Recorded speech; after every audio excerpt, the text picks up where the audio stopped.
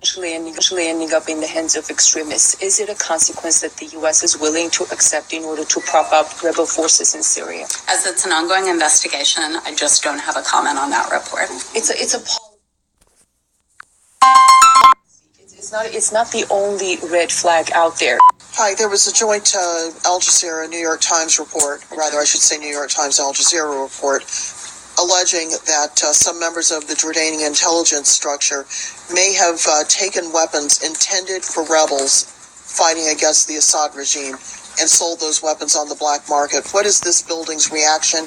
What conversations has it had with the Jordanian government? We all know that weapons turn up on the black market all the time, but given the complexity of the situation in Syria, it does raise some alarm bells. Okay, so thanks for the question.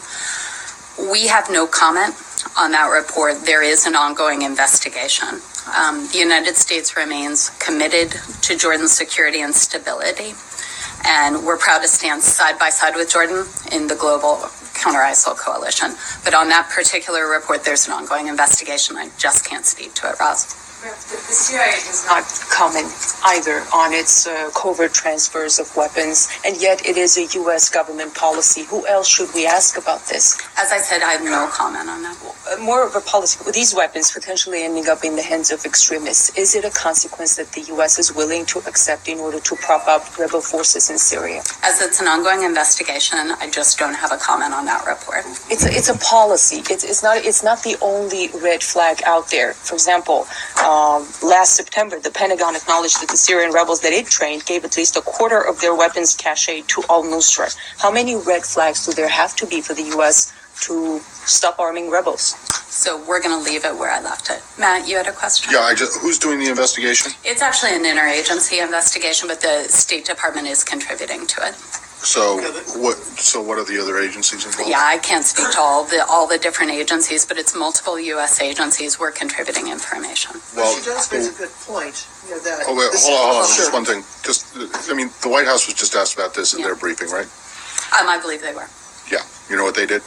They refused to comment on it. No, they referred the questions to the State Department and to the FBI. Yeah.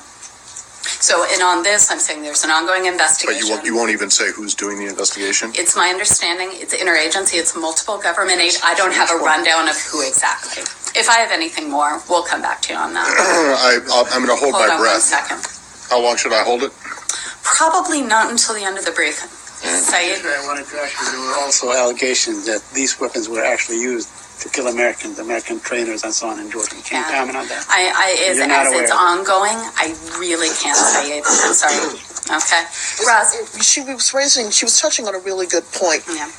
Is there any reason why the U.S. government should be in the business of providing weapons to anyone who is not a part of a nation state's military? Because it seems every time that some rebel group gets its hands on U.S. provided weapons, they end up in the wrong hands. They end up being sold for, whatever on the black market.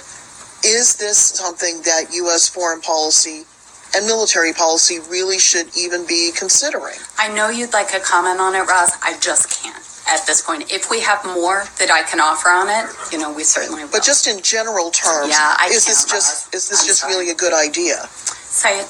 Are we done? Nope, I don't think so. No, but this isn't about that. This okay. This is Hold somewhat on, and then related. I'll go to you.